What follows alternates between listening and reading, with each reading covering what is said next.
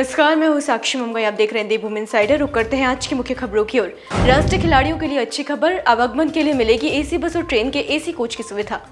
7 दिन बाद मिला नदी में डूबे जवान का शव, एसडीआरएफ और एनडीआरएफ ने किया रेस्क्यू। ज्योतिर्मठ के शंकराचार्य का बड़ा आरोप, केदारनाथ से 228 किलो सोना गायब, आज तक कोई जांच नहीं। करण मेहरा का बीजेपी कार्य समिति की बैठक पर तंज, बोले बैठकों से कार्यकर्ताओं में नहीं भरा जा सकेगा जोश। गंगोत्री हाईवे पर अनियंत्रित होकर खाई में गिरी कार, 1 की मौत। अब खबरें विस्तार से। उत्तराखंड के राष्ट्रीय खिलाड़ियों को अब एसी बस या फिर ट्रेन के 3rd एसी कोच में सफर करने की सुविधा मिलेगी। इसे लेकर शासनादेश जारी हो गया है। कैबिनेट मंत्री रेखा आर्य ने कहा कि सरकार राज्य के खिलाड़ियों के हितों के लिए लगातार कई अहम निर्णय ले रही है। पूर्व में खिलाड़ियों को यात्रा करने में कई असुविधाओं का सामना करना पड़ता था, लेकिन अब सरकार ने खिलाड़ियों को यात्रा में आ रही दिक्कतों के समाधान को लेकर शासनादेश जारी कर दिया है। उत्तराखंड के नैनीताल जिले में 7 दिन पहले नहाते समय डूबे फौजी का शव आज 15 जुलाई सोमवार को मिला है। फौजी का नाम हिमांशु द 40 था, जो भारतीय सेना की 9 कुमाऊं रेजिमेंट में तैनात था। बीते दिनों हिमांशु द 40 छुट्टी आया था, तभी वो इस हादसे का शिकार हो गया था। बीते 7 दिनों से पुलिस फौजी का शव तलाश रही थी, लेकिन उसका कुछ पता नहीं चल पा रहा था। दिल्ली में केदारनाथ मंदिर निर्माण का विवाद तूल पकड़ता जा रहा है। ज्योतिर्मठ के शंकराचार्य स्वामी अवधूतेश्वरानंद ने भी दिल्ली में केदारनाथ मंदिर के निर्माण का विरोध किया है। साथ ही आरोप लगाते हुए कहा कि केदारनाथ से 228 किलो सोना गायब है, लेकिन आज तक कोई जांच शुरू नहीं हुई है। इसके लिए कौन जिम्मेदार है? अब ये कह रहे हैं कि दिल्ली में केदारनाथ बनाएंगे, ऐसा हो ही नहीं सकता।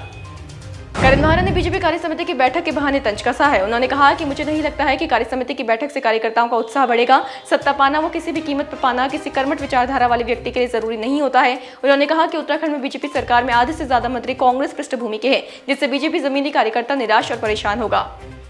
उत्तरकाशी में गंगोत्री हाईवे पर डुंडा के पास सोमवार दोपहर दर्दनाक हादसा हो गया। सिंगोटी के पास एक कार अनियंत्रित होकर खाई में जा गिरी।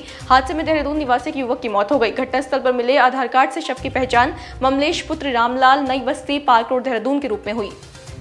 केंद्रीय ऊर्जा मंत्री मनोहर लाल खट्टर ने टिहरी पहुंचकर डैम का निरीक्षण किया। इस दौरान मनोहर लाल खट्टर ने कहा कि टिहरी डैम के ऊपर बिना आईबी की रिपोर्ट के किसी भी तरह का फैसला नहीं लिया जाएगा। उन्होंने कहा कि टिहरी आवागमन को लेकर प्रधानमंत्री नरेंद्र मोदी की टिहरी डैम भ्रमण को लेकर अनुमति मांगी है। जैसी अनुमति मिलती है तो उसके अनुसार आगे का कार्यक्रम तय किया जाएगा।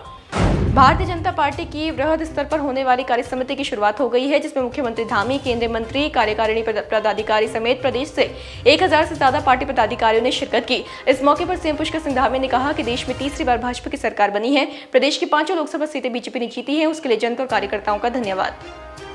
लक्सर कोतवाली क्षेत्र के अलग अलग जगहों से पुलिस ने 5 लोगों को गिरफ्तार किया है, जिसमें एक युवक तमंचे के साथ गिरफ्तार हुआ है तो दूसरे के पास चाकू बरामद हुआ है।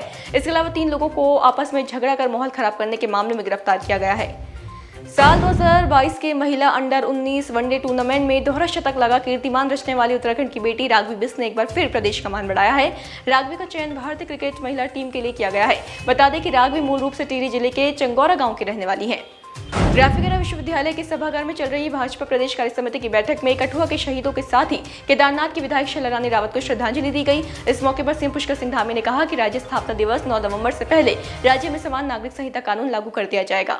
आगे अपडेट्स के लिए बने रहे देवभूमि इनसाइडर के साथ। डाउनलोड करें देवभूमि इनसाइडर।